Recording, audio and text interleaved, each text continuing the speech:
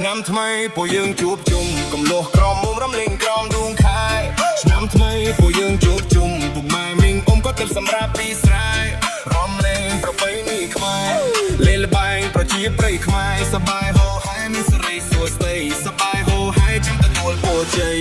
បងអង្គុយចោឈូលកន្សែងពីប្រត់វិកអមឬក៏ចាប់ខ្លួនខ្លាំងបាយខុំចាក់ត្រង់ស្ដេចចង់បាញ់ខ្មែរភោផងទាំងកញ្ច្រែងរំវងតាលងសារវ៉ាន់ជាងកំពើរងក្បាច់តាំងពីយូរលងបែង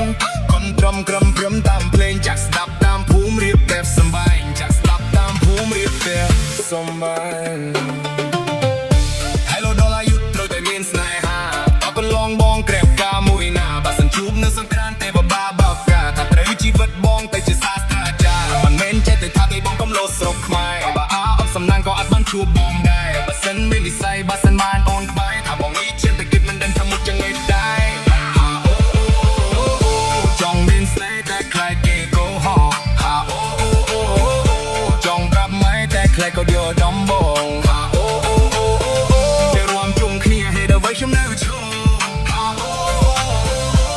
ឆ្នាំថ្មីពួកយើងជួបជុំកំលោះក្រមមុំរំលេងក្រមដួងខែឆ្នាំថ្មីពួកយើងជួបជុំពុកម៉ែមីងអ៊ំក៏ទឹកសម្រាប់ពីស្រែរំលេងប្រពៃណីខ្មែរលេងល្បែងប្រជាប្រិយខ្មែរសប្បាយហូហែមានសេរីសួស្តីសប្បាយហូហែចាំទទួលពរជ័យ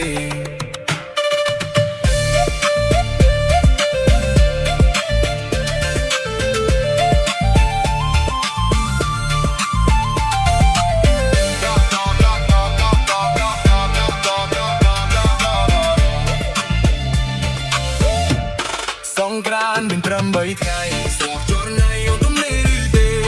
បើសិនអូនមិនប្រកាន់ចង់ងងអូនដើរលេងនឹងគេអត់លុយក្រៅក៏បងឲ្យទេតែតាមណាតាមបើអូនមានគេឲ្យគេទេអូនចង់